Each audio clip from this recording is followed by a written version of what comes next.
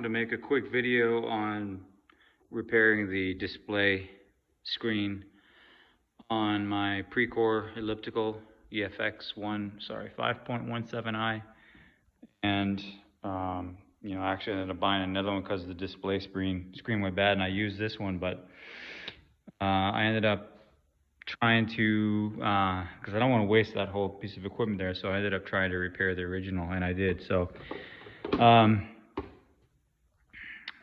ended up getting these keys. They're called normally open momentary switches, and these are rated for at least 100 milliamps and 100. You have to get ones that are rated for 100 milliamps and at least 100 volt DC, 100 volt AC. I'm not sure which one, but I went for 100 volts AC and DC.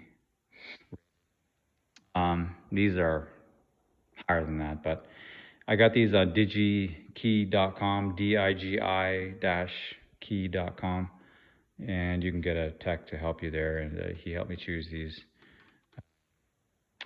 Basically, I used some wire from I had for a pet fence, wireless fence, and this is the wire I had. It's 20 gauge wire, and it's kind of a mess here, but essentially each one of these keys has a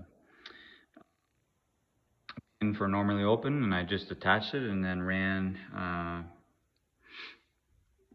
it up to the corresponding pin. And I basically figured out how to do this by looking at the wiring on the strip that had corroded, and that was giving me the problems. But if you follow the wiring diagram, essentially you go from each button from the normally open pin to the corresponding pin up here, and then there's a common, which that's the straight yellow going all the way across, connecting each of those.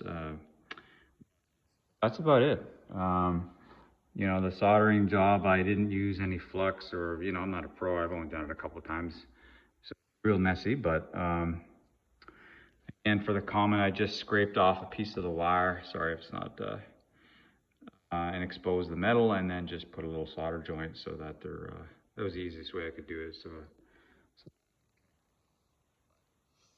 anyhow, it works. I ended up mixing up a couple of the buttons improperly. I got them backwards, but now we're, our button is here. I didn't put the label on, which is there, but I might just, label it with the marker or something. But and then you can go resistance up wherever you want, and then resistance down, the intensity. I have it wrong, it should be here, but this is the reset button. So intensity or ramp up is here, ramp down is here, and then this is your screen for whatever you want to follow. But that's about it. Good as new, surprising. But these keys cost $7 a piece, I think. I put a little bit of electrical outlet foam there to kind of prevent water from getting in, but I just drill the holes with a drill, and that's about it.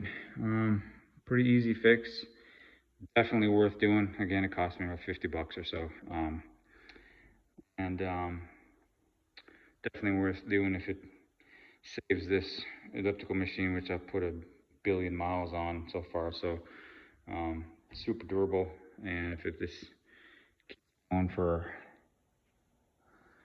any longer than that, then I'm happy. All right, thanks.